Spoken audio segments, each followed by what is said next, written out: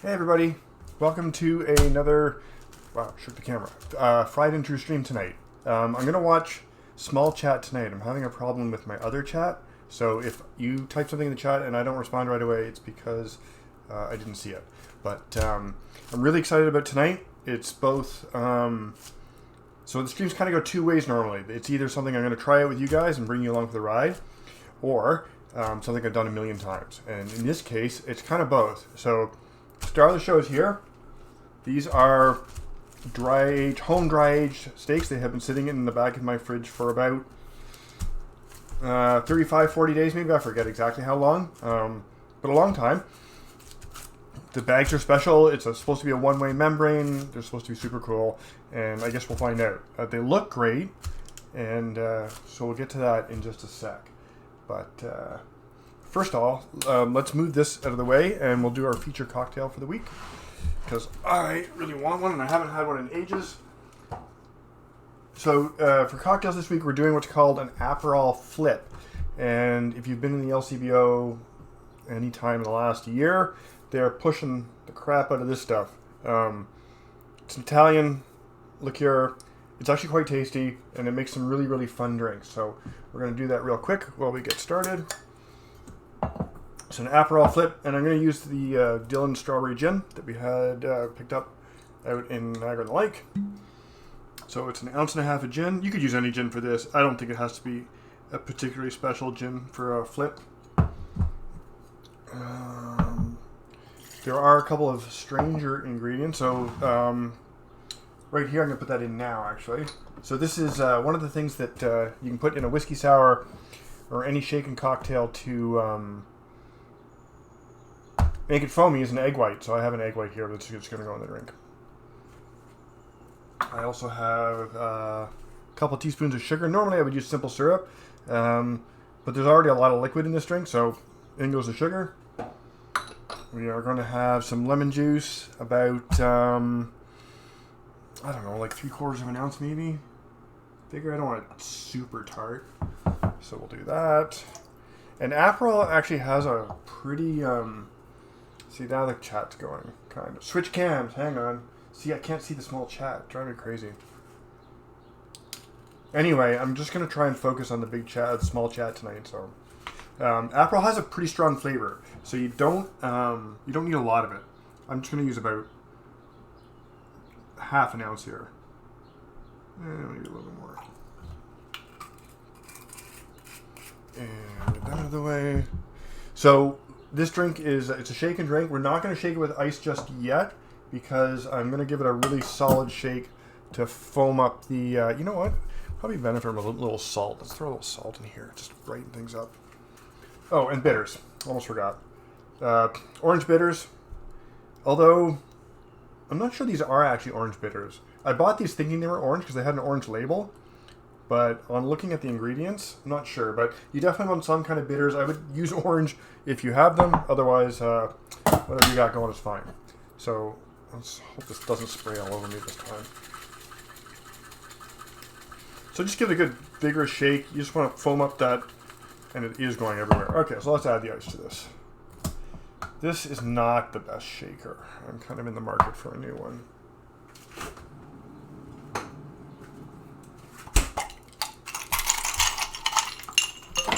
But we're going to shake it with ice, which, if you remember, both cools the drink and dilutes it slightly. There we go. Thanks for the sub, Kingston.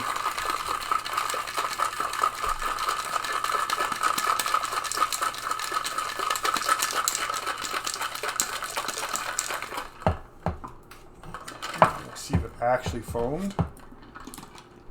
There we go. It's kind of a pretty drink, actually.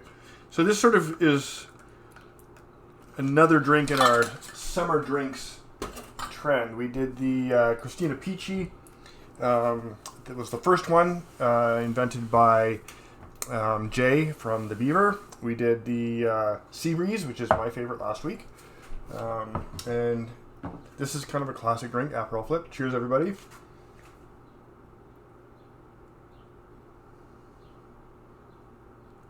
No plates in the oven. Now I have chat going on in 2 places. Anyway, I'll figure it out. Cheers, everybody. I also noticed I've switched very refined taste here. I'm drinking PBR. I bought this for a friend who came over last night, and we didn't get through it all, so thanks for the sub, Smooshy. I'm trying to finish up the PBR. PBR is great every once in a while. I like it. Okay, so order of operations tonight, we are going to do we're going to do the bacon onion jam. So we're doing a steak platter tonight. Maybe I should tell you guys what we're doing. We're going to do a steak platter tonight, and one of the reasons I really like this dish or this presentation for steak is it's really communal. It's a great dish to serve company, gets everybody involved. People can make up their own steak, their own toppings, do whatever they want. It's just a genuinely a fun meal to have. So what you do is you take your steak, and I use this is my backup steak in case the dry age doesn't work. But take a strip loin like this, and also get in the habit of buying and cutting your own strips. You can't get this cut. I don't know if you guys can see how thick this is. This is about 2 inches thick. You can't buy this even at a butcher. I mean, he will cut it for you if you ask him. But this is never going to be in the butcher cabinet at the supermarket. It's certainly never going to be in the reach-in freezers. But somewhere between 1 3/4 and 2 inches thick is, in my mind, probably the perfect thickness for cooking steak. It allows you to get an amazing flavorful crust on the outside without overcooking it, like cooking it too far all the way through. The problem with thin steaks, like less than 1.5 inches, is by the time you get a good crust, your steak is at least medium, which is kind of a crime. So anyway, this is my backup steak. I just wanted to talk about that. So, right. But the reason I use strips for this is because it slices very nicely. A strip, you can see here, it's very consistent. There's no, like a ribeye is a fantastic steak, but a ribeye has that big knot of fat, which tastes amazing if you're going to like cut it up and eat it like off your plate. But if you're going to slice it into slices for this steak platter, strips are nice and consistent. So that's why we use strip loin. You could also use, what else could you use? You could use top sirloin. You know, if you don't want to break the bank and spend a ton of money on strip loins, top sirloin is a fantastic, flavorful cut of steak. And because you're slicing it, and if you slice it against the grain, those muscle fibers won't make it too chewy. So the only knock against sirloin, top sirloin, is it can be a little chewy. I really like top sirloin. It's one of my favorite steaks to just sit down and eat. But we're doing strips tonight, so there you go. Now, in terms of toppings, I'm going to show you 2 toppings out of the little blue book, and I think they are sort of the star of the show. We're going to do a chimichurri, and we're going to do a bacon onion jam. They are in the blue book, little blue book, for a reason. They are knockout condiments. You can use them for everything. I have seen people eat the bacon onion jam like just out of the dish with a spoon. It's really good. So I think what we're going to do is we're going to do the bacon onion jam first, and then we are going to, while that has to simmer for about 15 minutes, we'll knock the chimichurri out, and then we'll have a look at our steaks. The other toppings we're going to be using tonight, you know what? I'll go through the other toppings after. Let's get rolling on the bacon onion jam. So, I don't need this. Where am I going to put this? Well, I haven't got to the cool thing yet. I may have to wait for a little bit. We have a bunch of cool things tonight. Anyway, trusty burner. So, bacon onion jam, really straightforward. Starts, obviously, with bacon. This is actually going to take a little bit of time. So, if you guys have questions, feel free, because we are going to rock this bacon down as fast as we can, but it's still going to take a little bit of time. You do want this bacon pretty crispy. It won't stay super crispy because it's going to be like in the jam, but that's your first goal to reduce. Oh yeah, the other thing is onion. So let me put this off to the side here. So the onion part of it is really easy too. If you have a barbecue, I recommend doing it on the barbecue. I don't. I mean, I do, but it's outside. So all we're going to do is we're going to split these guys in half. How much bacon is that? This makes a lot of jam. This is 500 grams, so a little more than a pound. And to be honest, I kind of eyeball the rest of the ingredients based on how much bacon I have. I'm making a big batch tonight because I'm going to take... I'm doing this platter for my mom at her cottage. She's watching. I kind of spoiled the surprise. Spoiler alert, Mom. But I'm making up a large batch. I normally... No, actually, I usually make this a batch every time. So these are going in the oven under the broiler. When I find my quarter sheet pan. Again, if you have a barbecue, feel free to char them on the barbecue. But, you know, like 7-8 minutes under the broiler should do the same thing.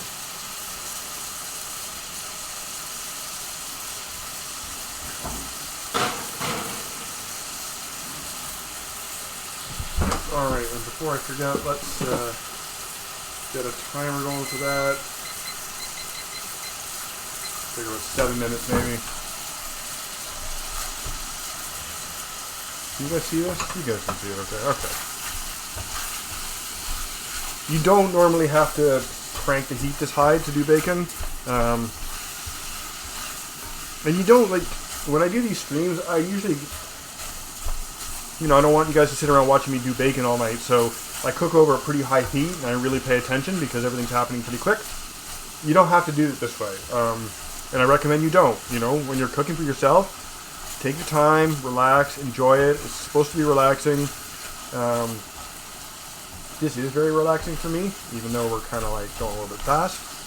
But you know, enjoy your cooking. You should be mindful, and when you're more mindful of it, you'll make fewer mistakes too. If you're always rushing, you're gonna forget something. You're gonna leave something out. You're gonna forget to season something. Doesn't need to be a huge rush. Pause for your flip. It's a really tasty drink.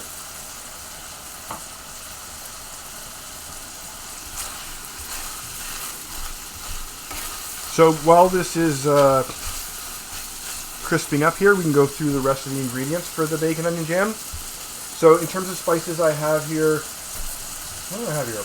This is a teaspoon of salt, a teaspoon and a half of paprika, and a teaspoon and a half of ancho powder. If you don't have ancho powder, you could use chili powder. You could use, yeah, I mean, any kind of savory spice is going to work well there. That does sound nice. See, I'm so weird. The chat's popping up in order. Anyway, I get it. I couldn't figure out what Banana Stocks was talking about.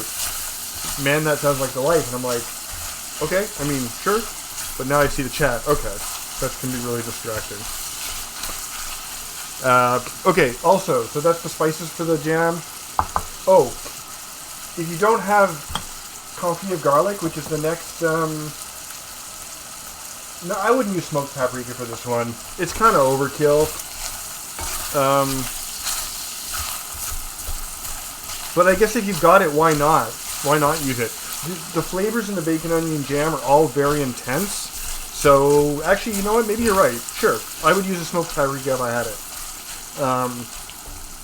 This is confit of garlic. We went through this the other week. If you haven't made this before, it's amazing. Get yourself a bag of the pre-peeled garlic from the store, grocery store. Costs $2. Throw it in a pan with like a cup or two of olive oil. You simmer it for an hour or two and put it in the fridge, and then you always have these intense flavor bombs on hand. So if you don't have this, just add a little garlic powder to this. But we're going to use the confit of garlic. Turn on. We also have balsamic vinegar is going to go in. And then to cut the vinegar, we have some brown sugar. This is about a third of a cup maybe. And this was a gift from our wonderful neighbors upstairs. Honey. And this is local honey, like from right around the corner. So it should be good. You can see with the high heat, I've got some stuff stuck to the pan here, so I'm going to have a fun time cleaning this tomorrow. Maybe not that high. This is almost ready, but not quite.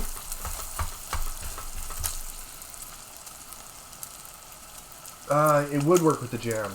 Sorry, following 2 chats. I'm going to have to fix that. Okay, anyway. If I'm slow to respond, that's why.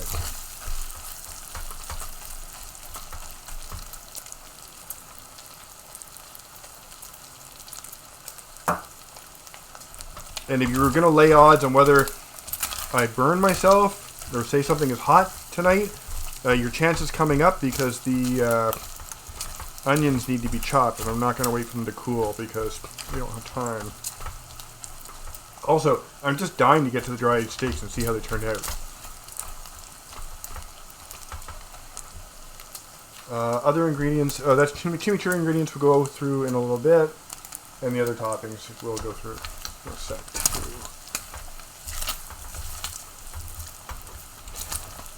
So some of you have actually a lot of you have already had this from me, so you know how it goes. But if you don't, and you haven't had it, the general idea is you serve a big platter, sliced steak, all the condiments, and I'm going to slice up a baguette. And you want to cut your slices pretty thin. I'll show you when you do it. You don't want like a giant piece of baguette. And to be honest, every time I've done this, there comes a point in the evening where people just start taking the steak and just dunking it in the condiments and skipping the bread. Which is not wrong. Which is not wrong.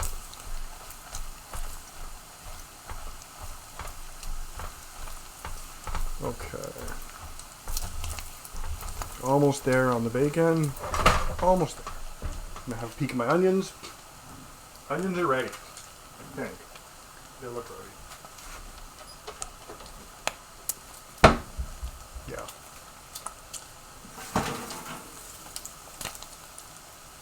Ooh, hot. Okay, so the onions are done. Okay, here I'm showing you. These were just under the broiler, so we want to get a good char on them. These onions are now like nice and soft all the way through. And they're really hot. I'm going to put that down for a sec. So yeah, that's pretty much that. And I'm actually going to use tongs to lift those off in a sec. Bacon is ready. Okay, great. So, I'm going to put that in, actually. Let's put it in here. Again, I have my one thing for lifting things out of the pot and leaving the liquid behind. This is an excellent tool for this. I use this for the deep fryer. I use it for getting pasta out of the pot. Just generally very useful little tool.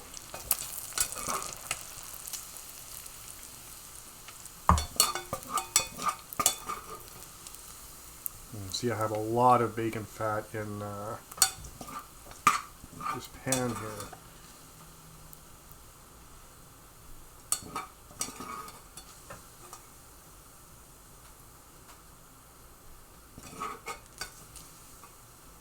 Okay.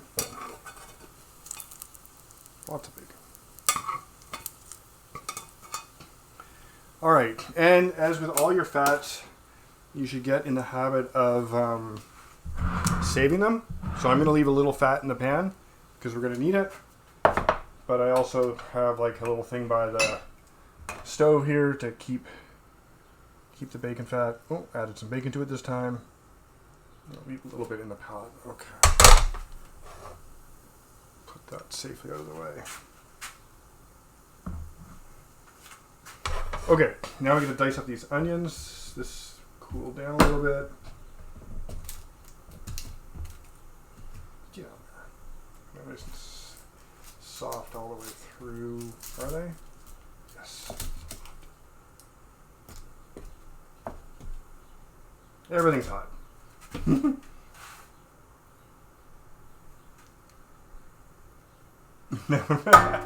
Yeah, I know. However, it's just the way it is sometimes. Okay, and we just you just take the charred bits off because you don't want that. I usually just grab it here and just slice the top right off. That's one ready to go. And you kind of just like scoop up the top layer here. That one came off clean. And now these are going to go. And you want these about the same size as your bacon pieces.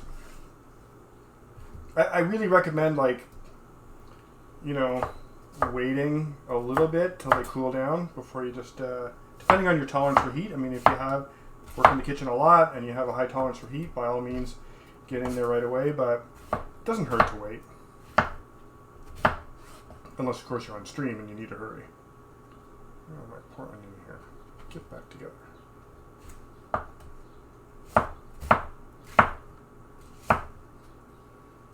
All right. Really odd. Okay. So that's one onion. So basically, my ratio is, depending on the size of my onions, is roughly 2 onions for a pound of bacon. So if you're looking for amounts, that's kind of it. And all of the seasoning is sort of scaled to that pound of bacon, 2 onion ratio.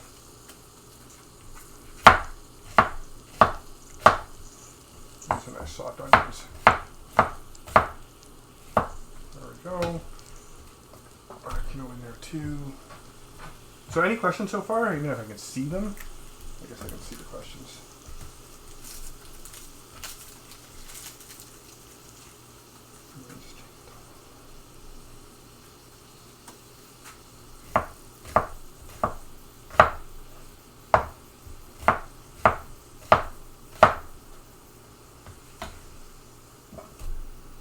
Okay, now we're ready for phase 2. This does go together pretty quick, so let's get this going here. So we want to add our spices now, get them into the onion mixture.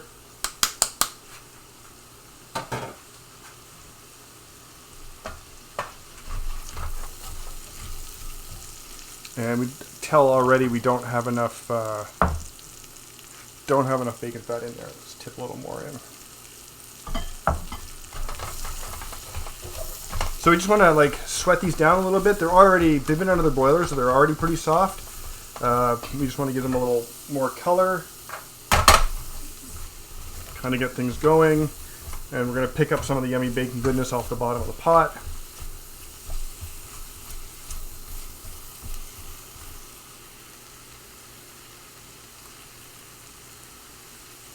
I guess, why not bacon onion jam? That's a good question. Because bacon, really, like, it's a nice counterpoint. It's a nice smoky flavor to go with the onion. By all means, like, if you want to just do a nice reduced onion jam, there would be nothing wrong with that at all. Okay, so we want that.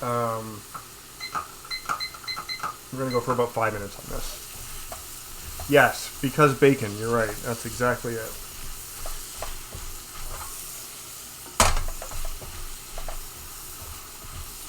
Oh, I'm going to add the garlic now, too.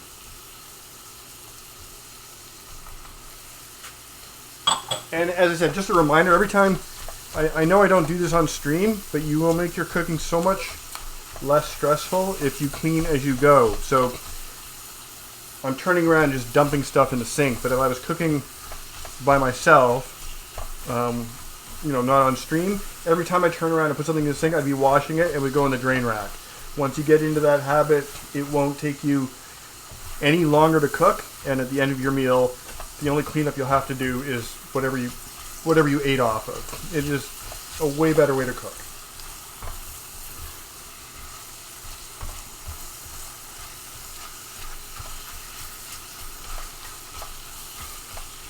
Getting some good color on these guys, and it smells amazing.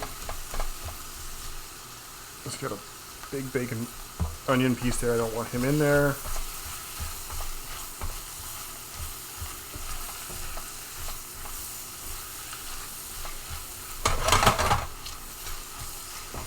This is going to take 5 minutes after all. So once we get the onions colored up, we are going to add our liquid, and we'll bring it to a boil, and then we'll let it simmer. I'll put it on the stove. It'll simmer for about 15 minutes, and we'll move to phase 2. Well, yeah. I mean, if we had room for a dishwasher, I'd love a dishwasher. Stretch. Oh my god, really? Okay, take a break from my onions. Stretch. Oh, so I was out skateboarding on Saturday. I'm still a little sore. This is actually coming along quite nicely. Gotta figure out a way to stream the smells though. I wish you guys could smell this.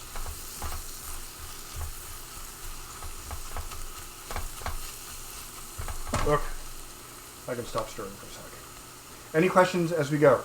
Do you chop the garlic first and add it whole? I don't chop it. You don't really need to. The confit of garlic is so soft that by the time I'm done stirring everything up, and by the time it's done reducing, it just kind of melts into the jam.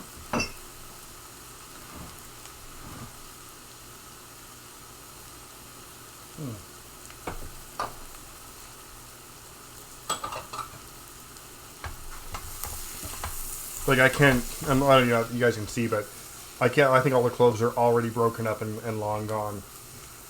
So obviously, with like raw garlic or something, you would chop it up. But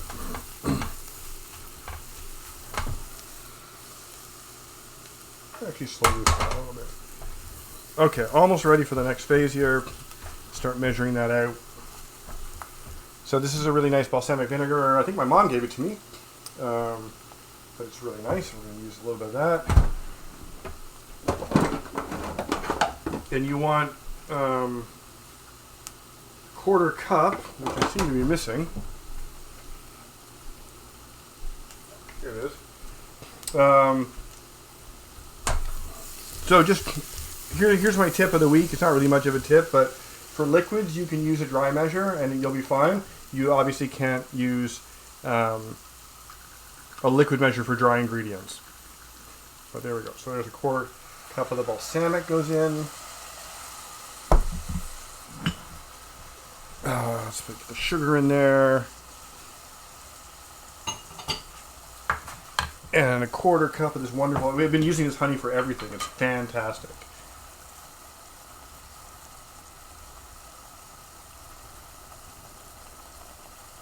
Get back in there. There we go. Come on. There we go. I'm not going to let any of this get away. Just fantastic stuff. Well, it kind of makes sense.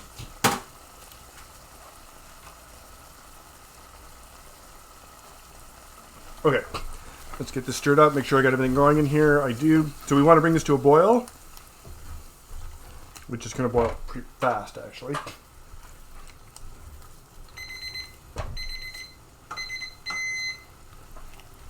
And then as soon as I'm happy with the consistency, we'll pop it on the stove. We'll add the bacon back in, pop it back on the stove.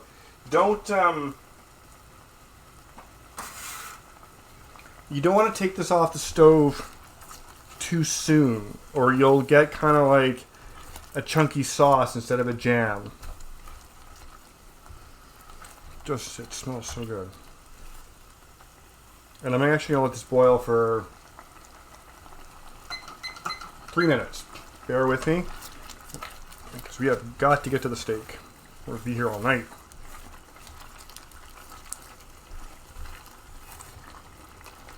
And you can see it, we're starting to like deglaze the pan, so we're picking up all the yummy bacon fond off the.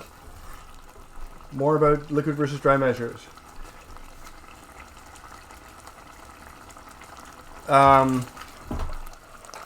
So liquids you can do in a dry measure or a liquid measure. You will get the same result. But a liquid measure will not give you an accurate measure of dry ingredients.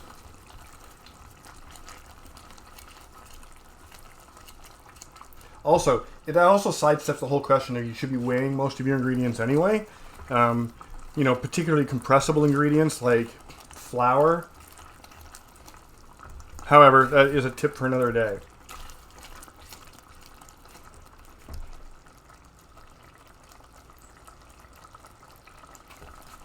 Clean up garlic crusher or knife under cold water. I have no idea why that is, but I think Paul's right. Kingston's right.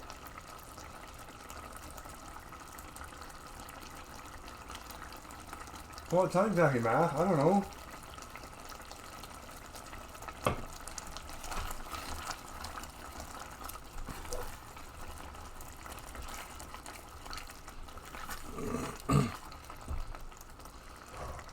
So good.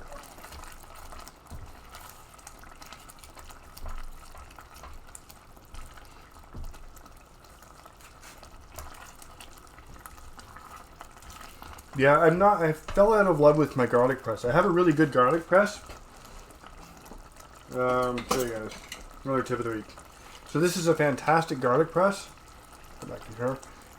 But it's not that easy to clean. So, like, Smush, it does an amazing job in the garlic, and it came with this little plastic attachment for cleaning, and it was like all these little pins, and you pushed it through, and it popped all the garlic out, which worked great the first 3 times I did it, and then the pins started to break off and bend, and it was eventually useless.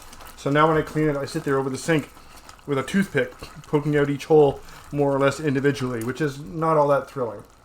Okay, I can tell this is ready to go. We're going to get the bacon in there, give it a good stir, and this is going to go on the stove to sort of simmer and reduce for about, well, until we're ready for it, actually. You can't do it too long, and you can do it too little. So, you go on the stove. I actually don't need this burner for a little bit. I'm going to put this somewhere like here.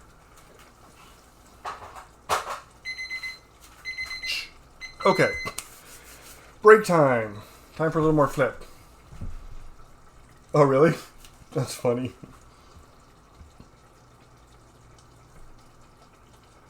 I have a baguette for you guys, but I didn't get it for you in time. Okay, well, don't laugh, Darcy.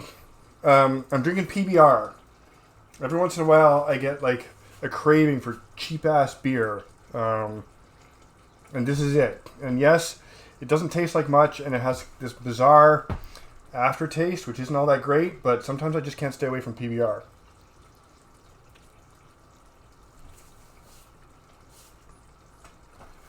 Are we doing like a vote?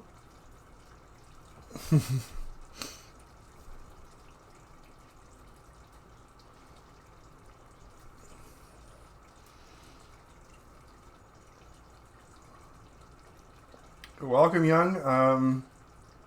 Good on you, I guess.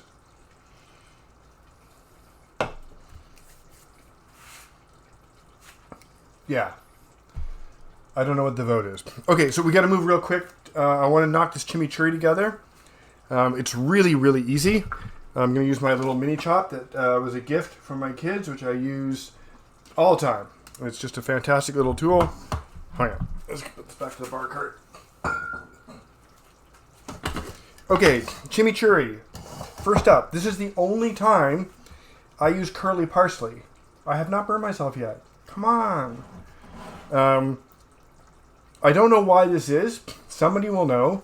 But curly parsley gives a much better emulsion for the chimichurri. It stays emulsified. And for some reason, flat leaf parsley doesn't. So this is the only time you'll see me using curly parsley, because I like flat parsley better. But this works great.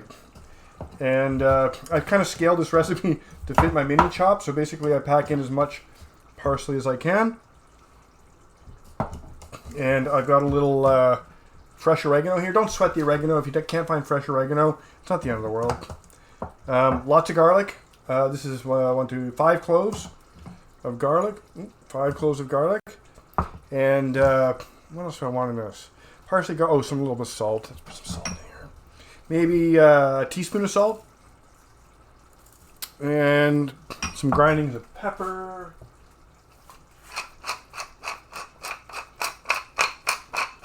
I'm eyeing this Kickstarter where these engineers made a pepper grinder, and it looks like it grinds about a cup of pepper in 6 seconds. And I think that's great because I really don't like grinding pepper. It's kind of a pain in the ass. Okay. So the other thing I'm not putting in here, but sometimes I do, is you can put in chili flakes. And I'm going to skip them tonight because I don't really care for it. But if you want to add a little kick to your chimichurri, you can. I'm going to put in 3 tablespoons of white wine vinegar.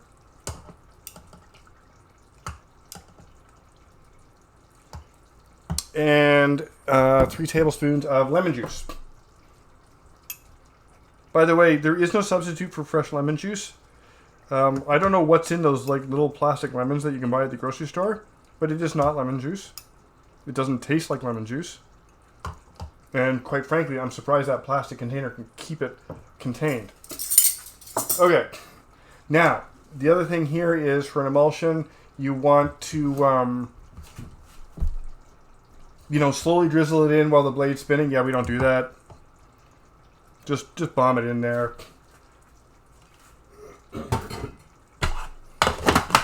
This chimichurri, by the way, okay, hang on. I'm actually gonna. Oh, that's not too loud. Is that really loud for you guys?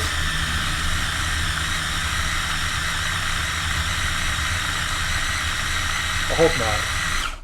It's right under the mic.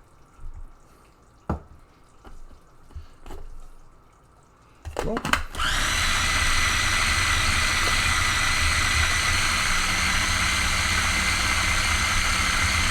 So now what you want to do is have a look at this, and you can see right now, this is actually a little pasty. We don't have enough olive oil in here yet, so we're going to add a little olive oil. Again, oh, it tastes so good. Just adjust it for the consistency you want, but you don't want this runny, and especially for what we're doing is you want it to sit on top of the steak piece. You'll see in the end. Oh, that's great. Oh, there we go. Oh, hang on. I really have to give this a spin, guys, so I'll be right back. I'm going to mute.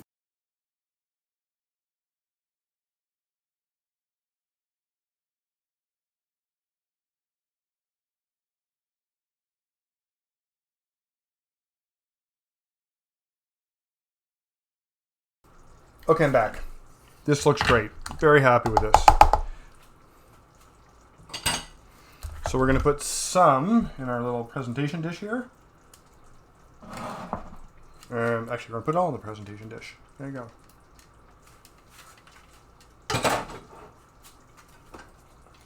We're just checking the jam over here. It looks great. It's not quite reduced enough. I'm going to be cleaning up all day tomorrow. Okay. Any questions on chimichurri? No? Good. Really, no questions? Yeah, and there's white wine vinegar in here too. So we're going to put that in our lineup. And I think we're ready for the steak. The main event. While that other thing is reducing, let's get into this steak and get cooking so that we can, so I can eat and you guys can see.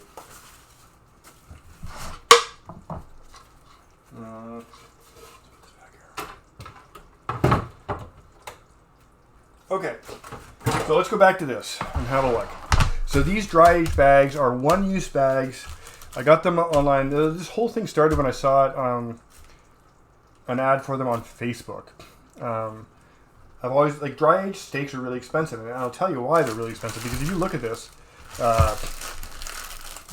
there's a lot of shrinkage here. These steaks, this came out of the same loin that this guy did. Oh, you can see the side by side, right? So these loins are about the same size. This is fresh out of the cryovac, and this is dry aged. So this is why dry aged is so expensive, and this is why most butchers don't do it, because there's a lot of loss. I figure we lost about 15 to 20% of the weight, or more.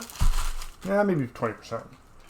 Okay, so let's hack into this and see. So what we have here, and this bag is supposed to be a special two-way membrane, or no, one-way membrane, supposed to let air out but not in. And I vacuum sealed this, and you can see that the seal has failed over the last month or so. That's not a big deal, and I was not surprised at all because it's just a plastic bag. So what we have here is a steak with a rind on it. And rind is a really nice way of saying partially decomposed meat.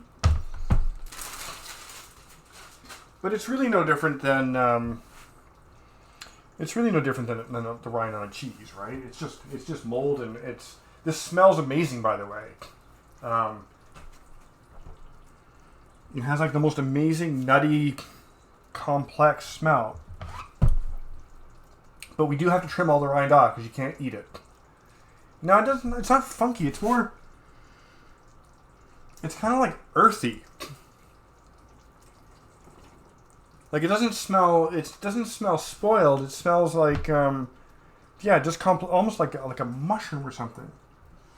So how am I going to cut this? I'm just sort of. This is my first time trimming a dry aged steak, so I'm trying to figure out how to get into this guy. And I think I want to square off one end, so I'm going to cut this probably into. Looks like 3 steaks, maybe. Let's see where we get when we get the rind off. I really just want to cut it in half and look in the middle. But let's start at an end here. And it is quite... This is extremely sharp knife. Getting through it okay. And you can see here, ooh, this looks fantastic. So it's almost like a prosciutto color. It smells phenomenal. But I mean, compare that to the color of this guy. You can see that we've lost a lot of moisture. It's very concentrated, which is the whole point. See you, Kingston, in a bit. There's the whole point of this is that moisture loss concentrates the flavor, right? So let's get the other end off this guy. I'm not sure how here. Like this maybe?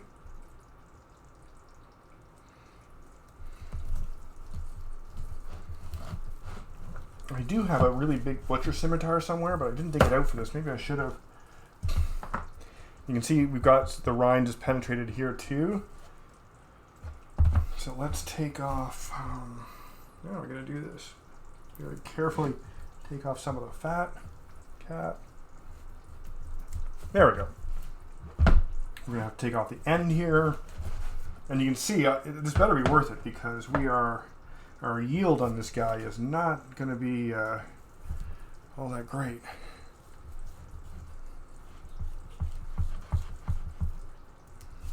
Don't cut in that much. Okay.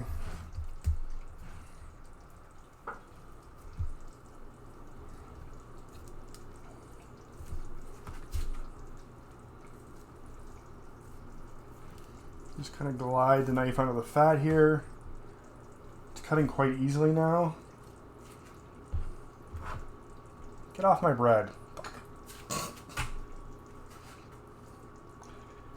I think Kingston's coming back. This is an extremely sharp knife. I'm so thrilled with this knife. They are just, without a doubt, like the best bang for the buck knives you can get. I was wrong about the price of this. It turns out it's probably closer to $100, but still fantastic value.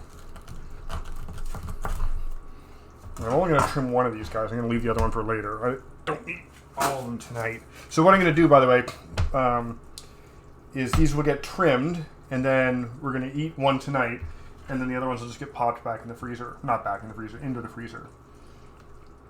We're going to have to trim some of this bottom. So it picked up some of the ridges from the fridge shelf. Let's get this off. There we go. There's the good stuff.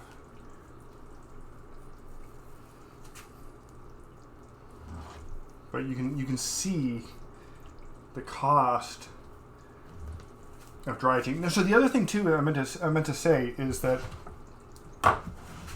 okay, here's the tip of the week, which I normally don't do, but if your cutting board's moving around, just pop a dish towel under it. Whoa, what did I do there? Oh, I did something. It's under my stream here. That's not what I wanted. What's that, guys? No. Alright, it's fine. Okay.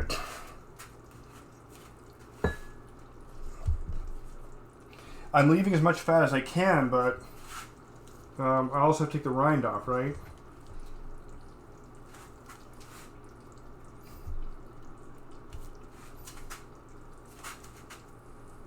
Let's see here.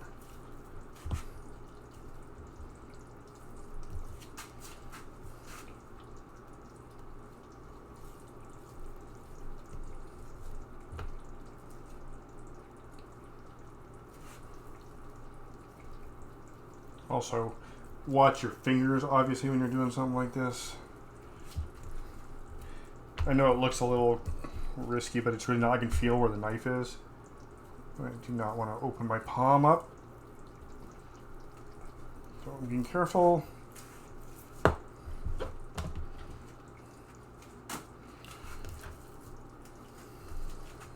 I'm going to trim that off the steak. So this is looking pretty good. It's definitely going to be 3 steaks. And I think what I'm going to do now is I'm going to cut it into steaks, and then I'll trim each steak.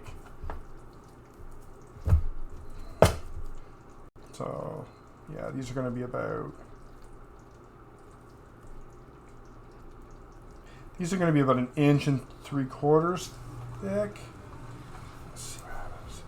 So now that I'm into the actual interior of the loin, oh, look at that. Okay, really happy with this. I hope these taste as good as they look, I gotta say. So I've got some rind here at the end. I'm gonna have to trim that off. But look at these guys. Yeah, that has to come off, but still pretty happy. What do you guys think? I think these are going to be amazing. They're also very thick. I mean, we didn't have to cut them that thick, but I'm a sucker for thick steaks, so it is what it is. And you can see I'm just going to finish up the trim here. We're going to lose a little more of this guy. Looks good there. Looks good there. Feeling pretty good about that. Okay. This guy, this is definitely the one in the middle here is the best of the lot. But I do need to take a little off here. And the consistency of this is like, it's almost like butter. I wish you guys could feel this. It's just like unreal. So far, pretty happy with this experiment. I mean, obviously, this is the guy I think we're going to fry up. This guy here. So what I was saying about the bags, though, and the yield, I have to take a lot off this guy. Damn it. All right, it is what it is, right? There we go. Got a short guy. Everybody loves a short guy. At least that's what I tell myself. Oh, there, look at, he looks much better this way. So every steak, by the way, has a presentation side. So when you're grilling steaks, always put the presentation side down, get your marks on, and then flip it over. Because what happens on the bottom doesn't matter. So this one's going to look great. Okay. Let's get these on a sheet pan.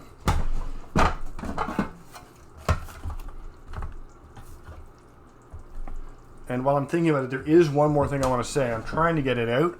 And I'm also doing like a million things at once here.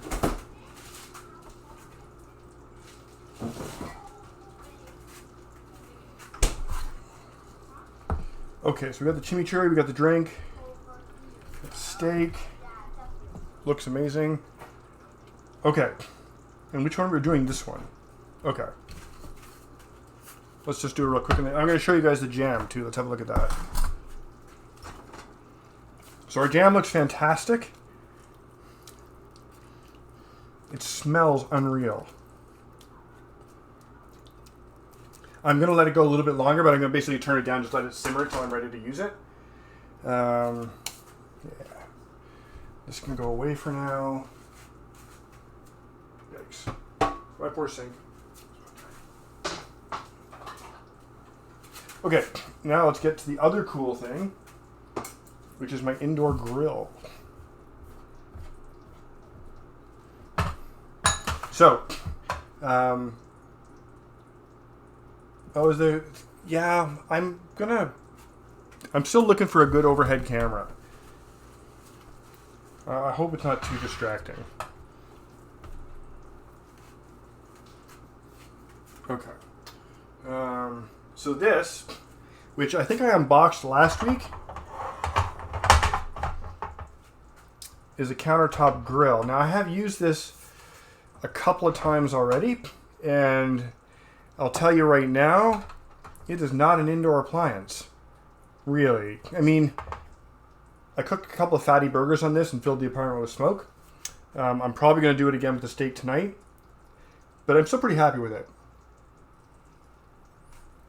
But I think it's the kind of thing you'd want to take out to the patio or something. However, since I don't have a camera out there, we're going to do it in here. And I want to see if I can fix my window here. Somehow I have... There we go. Sorry, I switched my... I dropped the baguette on the keyboard and switched my Twitch into full screen view, which was really distracting. Okay, you guys ready for this? Let's get going.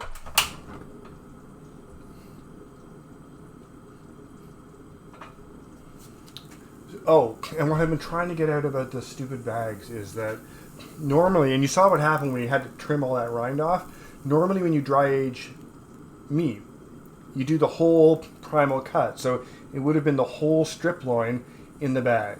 But the bags weren't big enough to do the whole thing. So I had to cut it into two, which meant we had more wastage. Which one are we doing? This one? I can't remember now.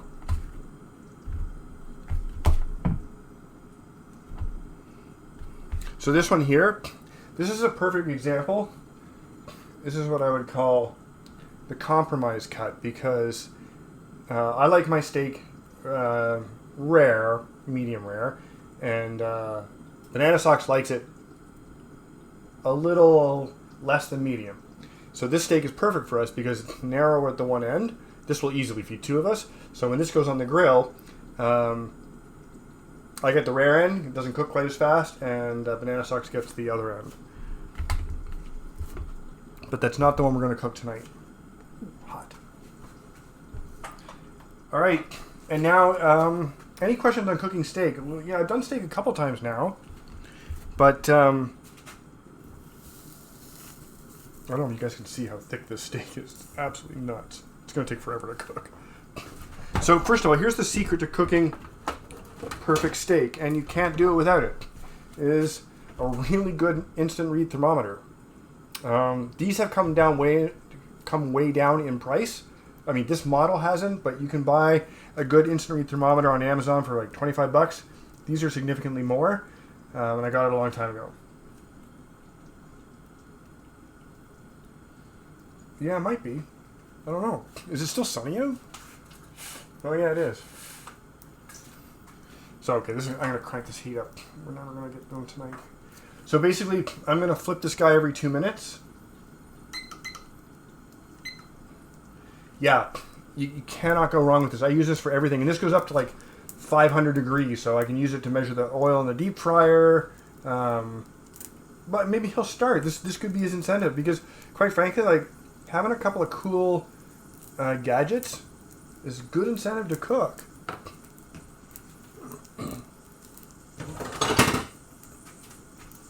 Okay, so we got a few minutes while we cook this steak. So does anybody have questions on cooking steak? There's a whole bunch of different ways to do it.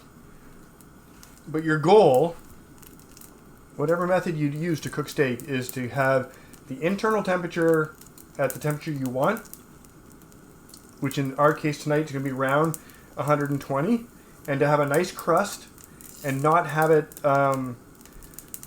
not have a significant gray where you know you want as much pink in the middle as you can get. Now, this is not the ideal way to do it, and I may in fact have to finish this in the oven because it's so thick. But honestly, taking a steak like this, flipping it every 2 minutes till it's done, is just not a bad way to go. Now, if you like grill marks, and I can't get them with this because it's this weird square pattern on the grill. Oh, let me flip back to the steak cam. But if you're doing this on a barbecue, what I normally do is, for the first side, remember presentation side down, because that's the side that's going to be facing the person you're serving it to. And again, in this case, we're slicing it, so it doesn't matter. But if I was going to serve this to a person, whole like this, goes on the grill 2 minutes, and then pick it up and just turn it 90 degrees for another 2 minutes. That will give you perfect, nice keg-style cross-hatched grill marks on the one side. And what you do on the other side doesn't really matter. Then flip it over for 4 minutes. That's going to drive me crazy. I'm thinking I'm going to switch to, I don't know, my phone maybe? No. There we go. Already we're starting to get some good color here. So I'm going to have to do this. We are just going to flip it every 2 minutes and see how it goes.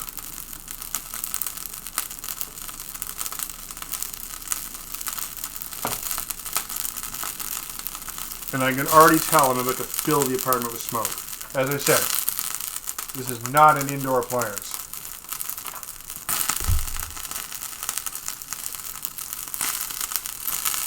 No, they were another brand. They were from dryagebags.com, but they're basically the same thing.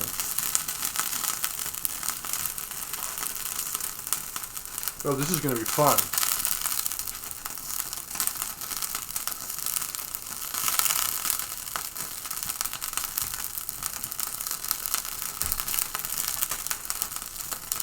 Am I blowing the mic out? I can just see the mic spiking.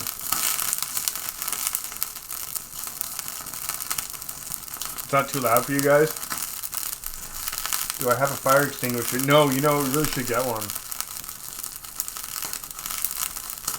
But, so the other thing you can't see about this grill is there's a water bath in the bottom to catch the fat and prevent it from flaring up too much.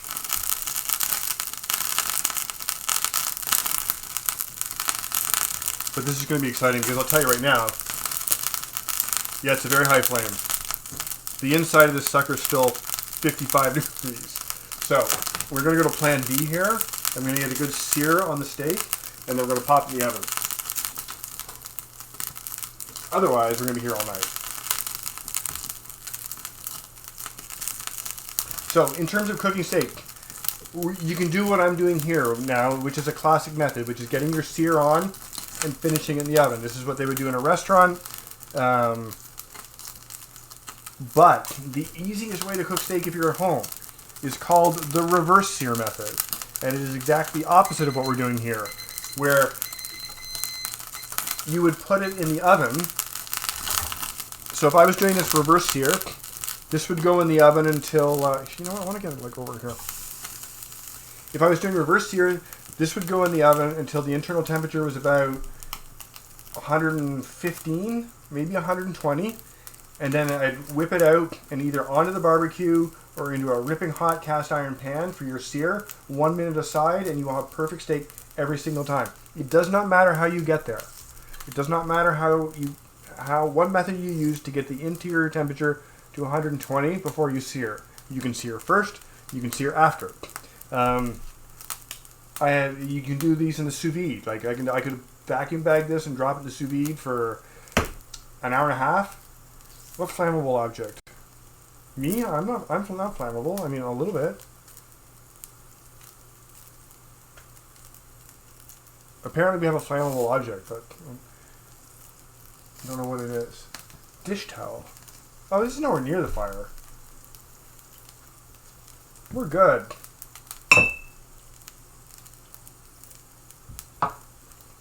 So yes, it does not matter how you get there, which is why there's so many different ways to cook steak.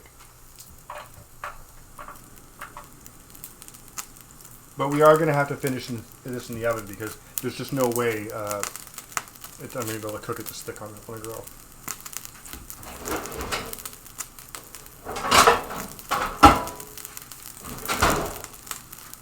And in the meantime, while it's finishing the oven, we'll go through the toppings and explain how that's going to go.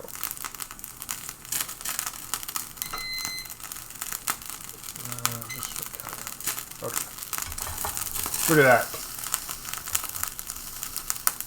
So I'm learning this grill, and I don't know if you guys can see, but there's a circular set of holes that let the flame through, and there's like a dead spot in the middle. So when I was first cooking, you see how the ends are darker. Now I've got it directly over the little flamey bits, and it looks great.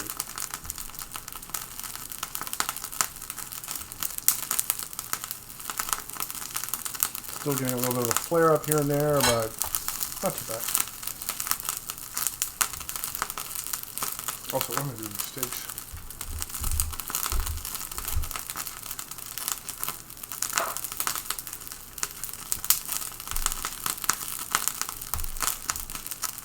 So I think in the future, when I'm not doing this on a stream, and if I did want to go to the trouble of firing up charcoal on the barbecue, I'd be perfectly happy taking this out front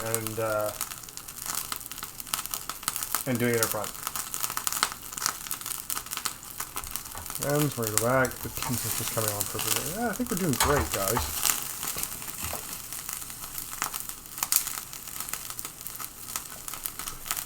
Again, check the temperature in the center. Yeah, it's still room temperature in the middle, so we got some work to do. I mean, this is practically a roast, right?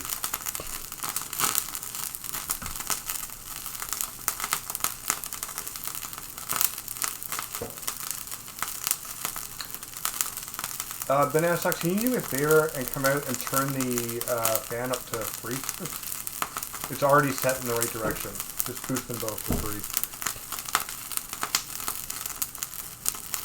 Thank you. It's getting a little smoky in here.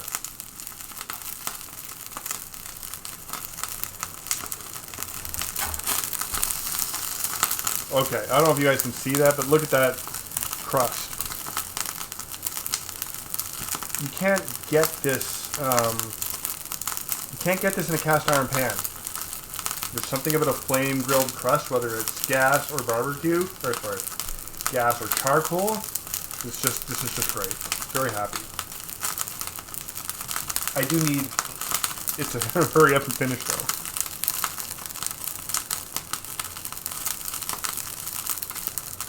Yes, our fan unfortunately does not go to 11; it only goes to 3.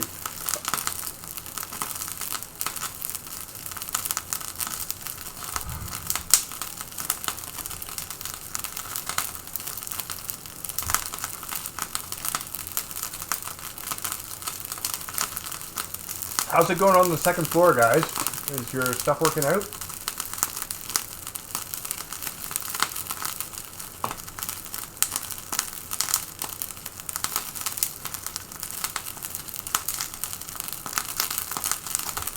And we're just going back and forth.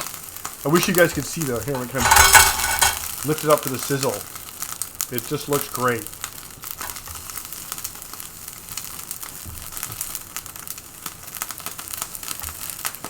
And again, we're nowhere on internal temperature. I'm afraid this is going to have to go in the oven.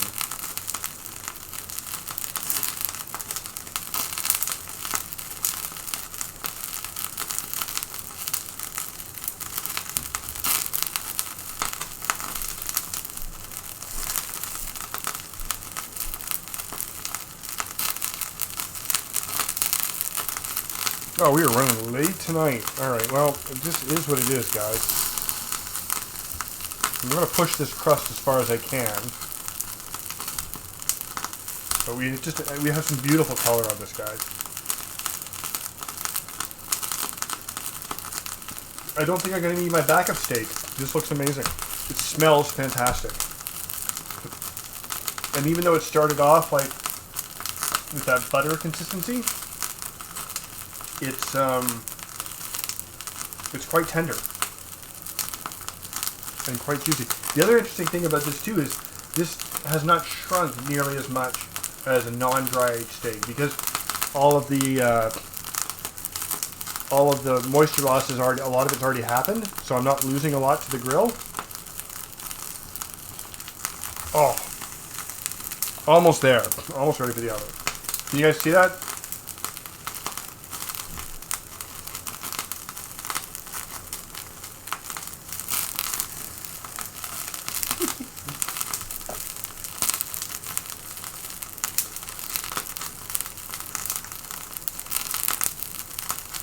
Yeah, this is one of those things you just did not do inside.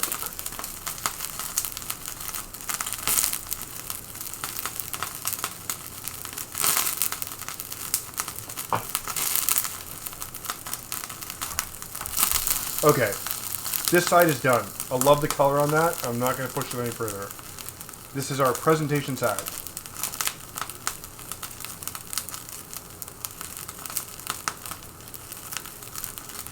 Can we come up at all in temperature here? Oh yeah, we're getting there. Slowly but surely. But in the meantime, this has got to go in the oven or we're going to be here all night.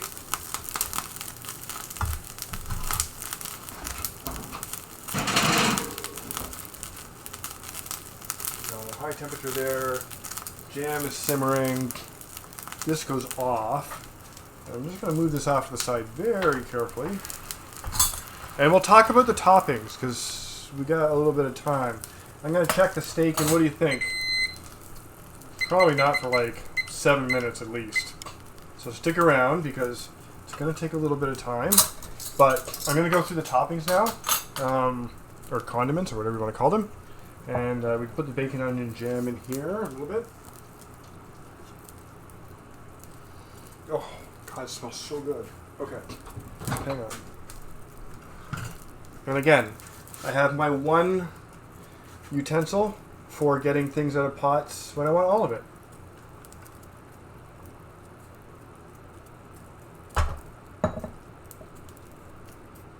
There we go. Now go back in the stove. I made a small mess.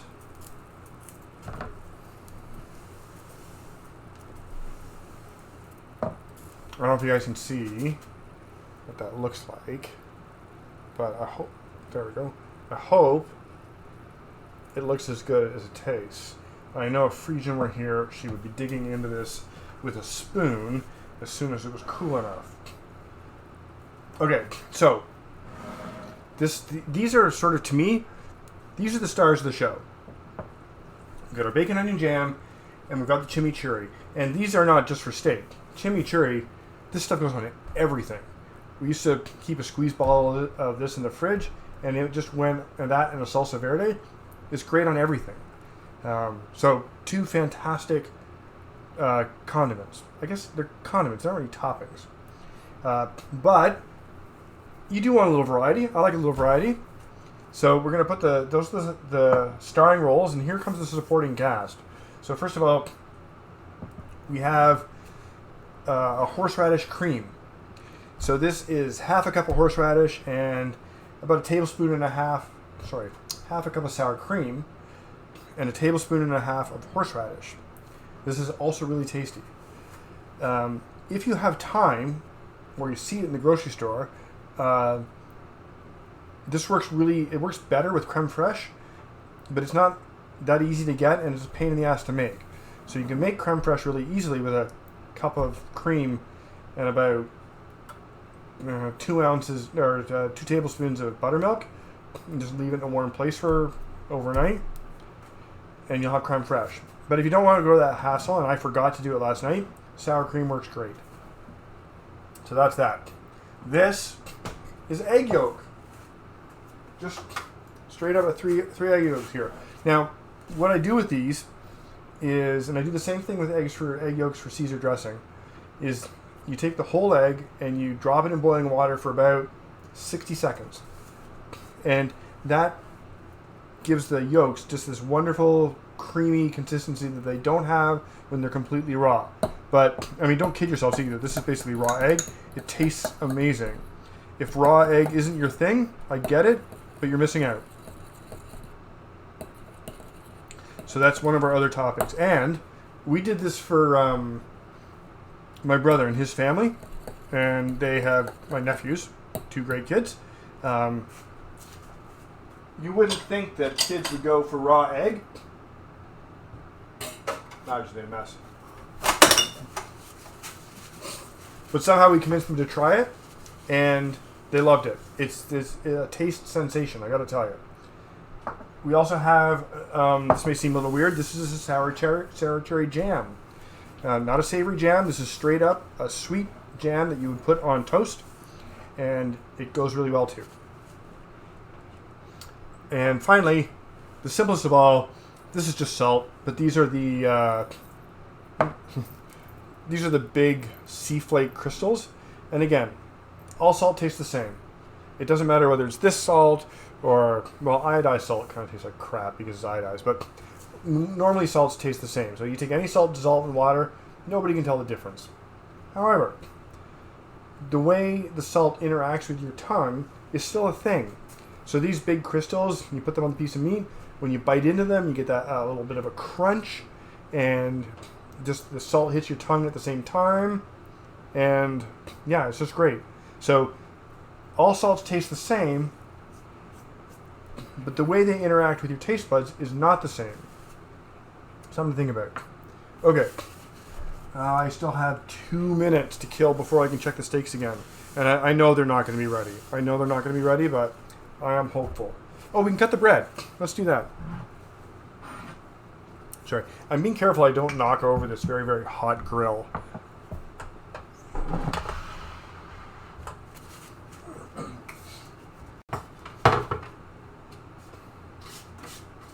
There we go, and my... Okay, hang on. You know, so for a meal that I thought was going to go really fast on screen, this is actually turning out to be one of the longer events. However, here's what it is. I like to serve this on a baguette. Got a nice one here from Cobb's Bakery, which is a chain, but still really good bread. And as I said, when you cut this, you want it pretty thin. Like, it needs to be substantial enough to hold the steak topping, but don't cut it the same way you would, like, if you're going to put cheese on or something. You do want it to be on the thinner side.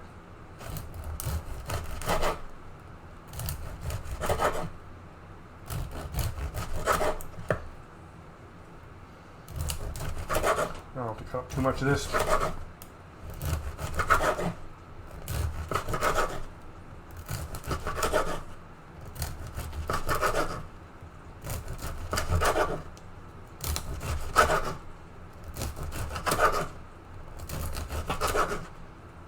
Because the other thing about steaks is, no kazu tonight. I don't think so. I actually was not that thrilled with it on the steak. But that's just me, and I think if I was going to serve it for other people, maybe I would put it out there. But it just didn't do it for me. And I'll explain what banana sauce is talking about in just a sec, because I do quite like it, just not in this particular case.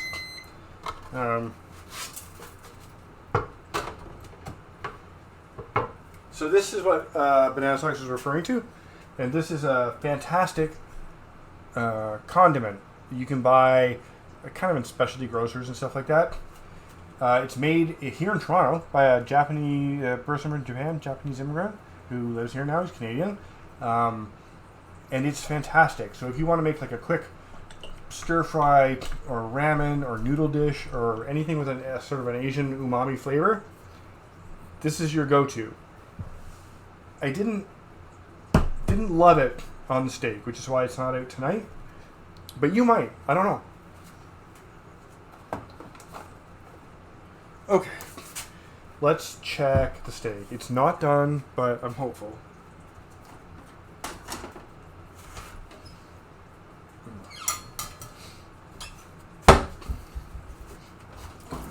Oven mitt. Ooh, actually... see where we're at here. Ooh, I got it just in time. Ends are done. Yep, this is actually going to be medium. Which is not what I was shooting for. We'll see. It's medium rare. But I'm definitely getting it out of this hot pan right away. Put it back on the cutting board. So I'm really glad we checked. I was about to like natter on for a couple of minutes because I was convinced it wasn't going to be ready. It is ready.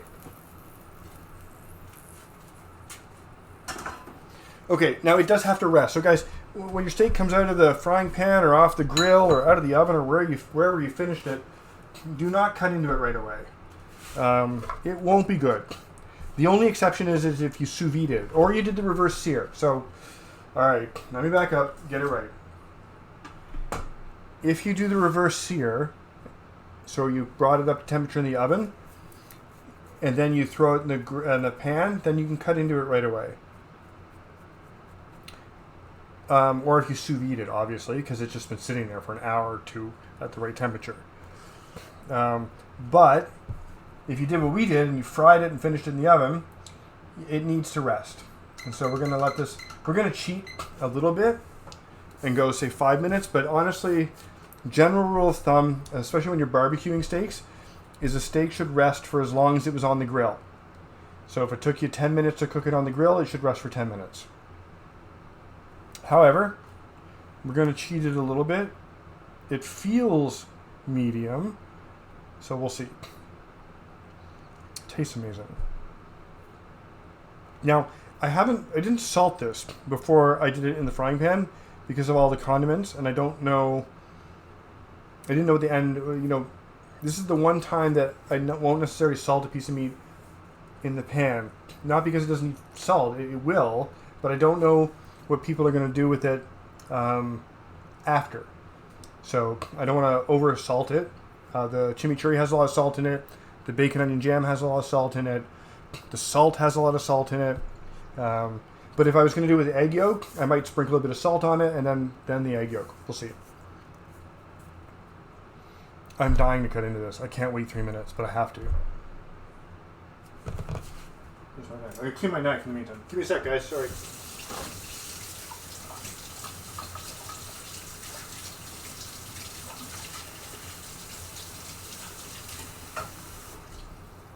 Totally killed my paper towel, too.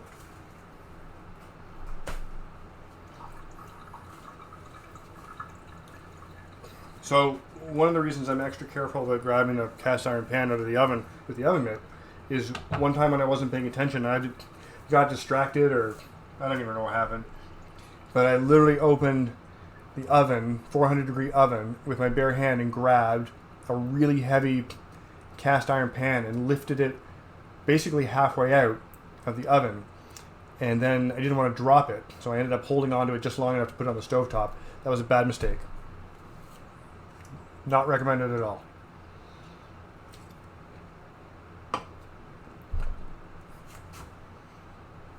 It smells amazing. I'm really pleased with this. And I think I'm going to bust right into the middle and slice it. So normally I would slice it from one end, but I'm dying to see what it looks like in the middle. Killing me. We can have a condiment vote. What should I try it first with? Since you guys can't. I can do it for you by proxy.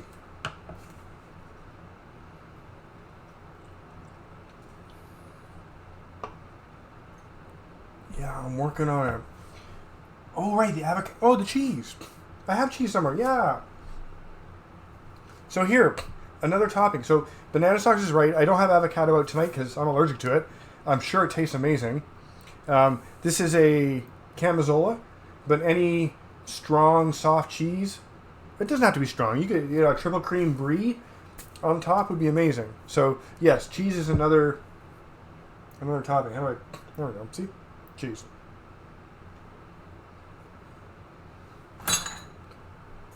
Anyway, what should I be trying first? What do you think, guys?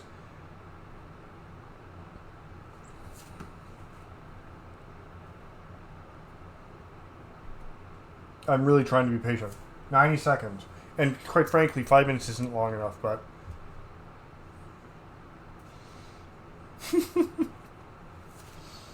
Onion jam. Okay, onion jam it is. Okay, sorry. I know I asked for a vote.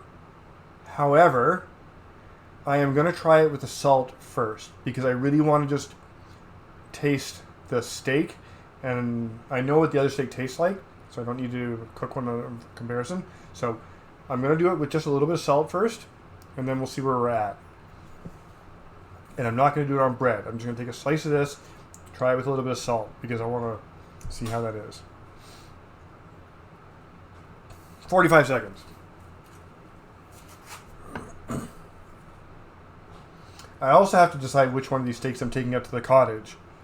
I'm not sure if the whole dry age thing's going to freak my mom out or not.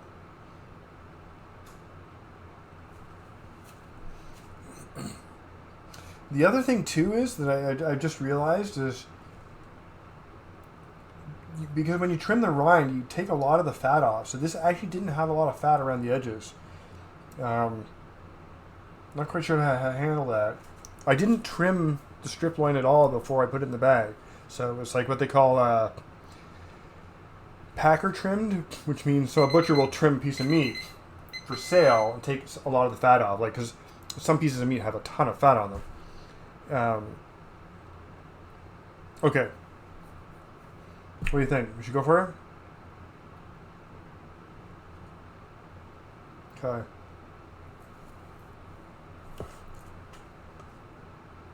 Yeah, and hopefully it pinks up. This is definitely medium, but I've cut into it too early. So I don't know if you guys can... Oh, no, you can't see because I don't have the right camera on.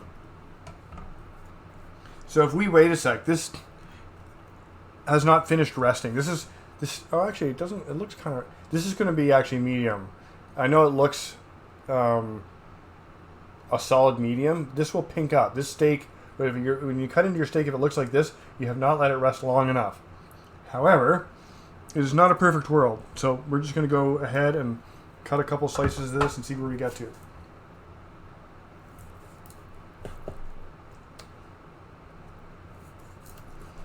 I'm going to let it rest as long as possible, so I'm not going to cut too much. Let's cut 2 or 3 pieces for experimenting. Okay, so first up is going to be the salt. And I just want a couple of crystals on here to enhance the meat flavor, and that's it. All right, here we go.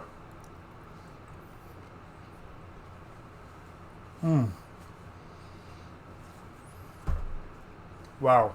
Okay.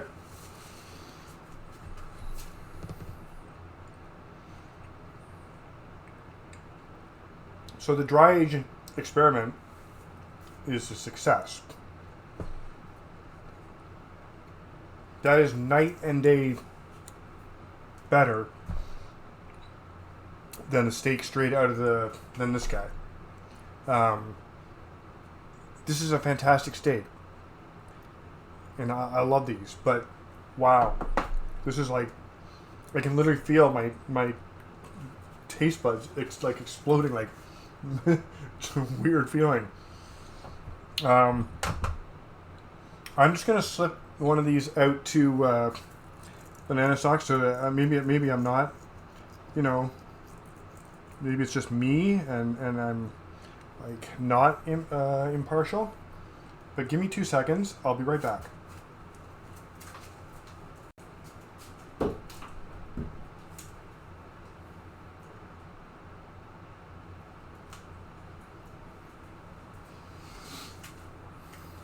Okay, and you can already see too, guys. It's starting to pink up. It's steaks and babies, same thing, right? You know, right when they first come out, you want them to pink up more or less right away.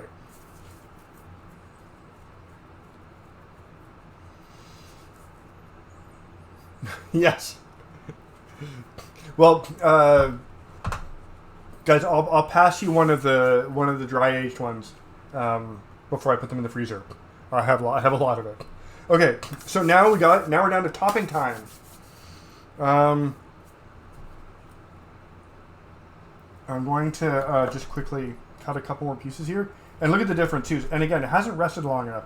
You can see this is medium. This is a solid medium. It's not medium rare. It tastes amazing. I might have cooked it a little bit longer than I wanted, but also first time. It definitely cooked faster. than a wet aged steak. I think that's what I think what happened was there's not nearly as much moisture in this steak, and it kind of tricked me a bit. It cooked a little bit fast. Okay, sour cherry jam. Here we go. You know what? I wasn't gonna get full. I'm gonna do these by halves. Okay, so I'm gonna do half of this with sour cherry jam. Oh, so good. I know it seems weird, jam on meat, but that's amazing. Okay, I'm dying to try the chimichurri. I've made this a million times, so I want to see if this batch is good. I haven't even tasted it yet. Let's do this.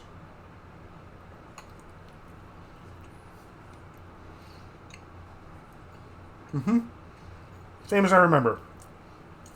It's just a great flavor. Okay, what's next? While you guys are typing in chat, I'm going to get another beer.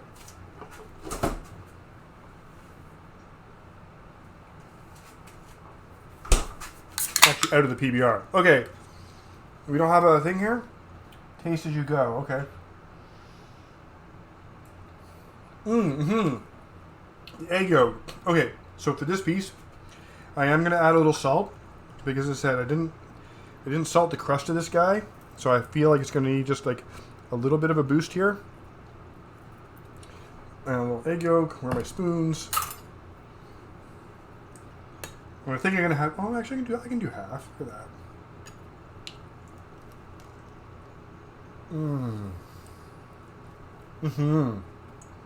It is so good. Also, next week, remind me, I want to show you guys how to do cured egg yolks.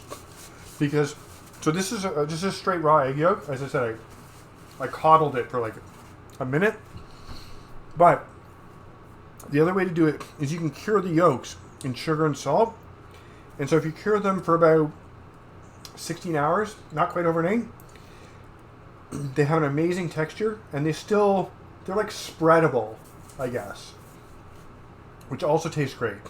But the other thing is, if you leave them for like a week or 5 days, they actually get hard like cheese, and then you can grate them on a microplane. You can grate it over the steak. It's like hard enough to grate.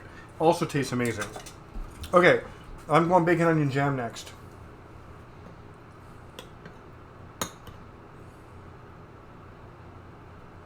A little bit more than that, though. Okay, bacon jam. I didn't get any onion this time.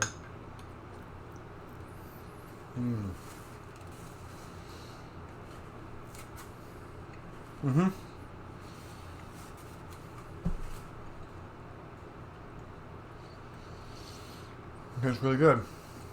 What haven't we tried? Another piece or two?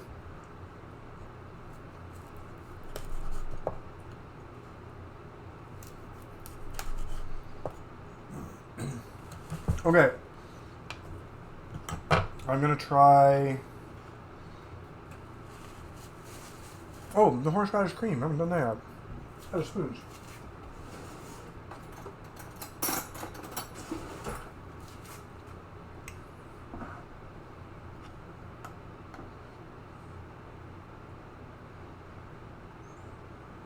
Okay.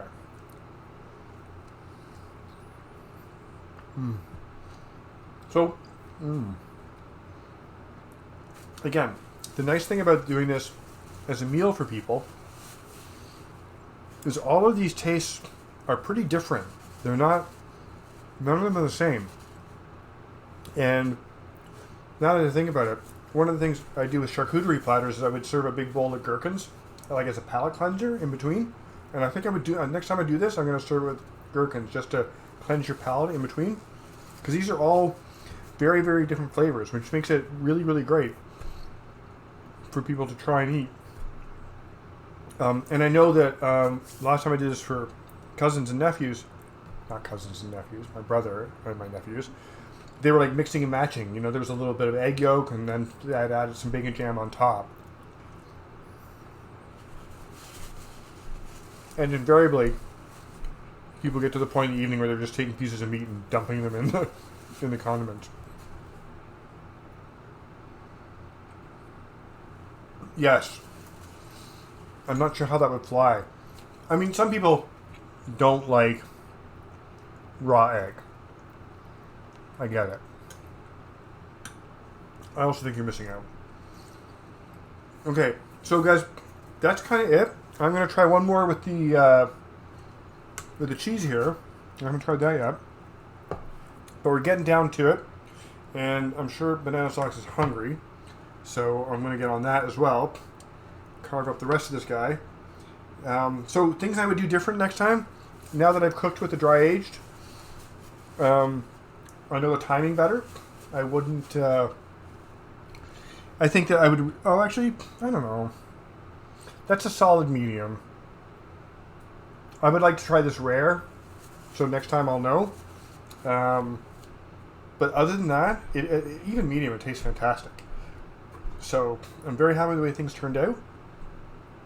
And I will stick around for a couple minutes, finish my beer, eat this piece of steak, and if you guys have any questions, we'll just take care of them now.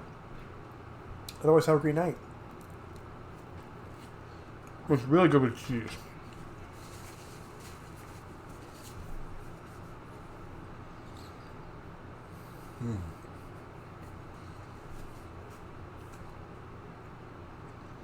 Very strong cheese. I'd be interested in trying this with like a triple cream brie or something like that.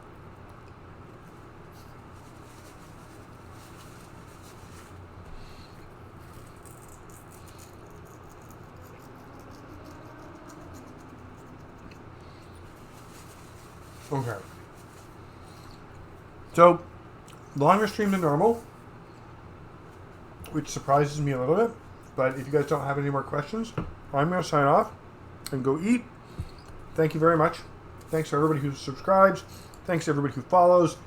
And thanks to everybody who just shows up and watches without saying anything. It's really great. How does it taste different than wet age? It's more concentrated. It just tastes like...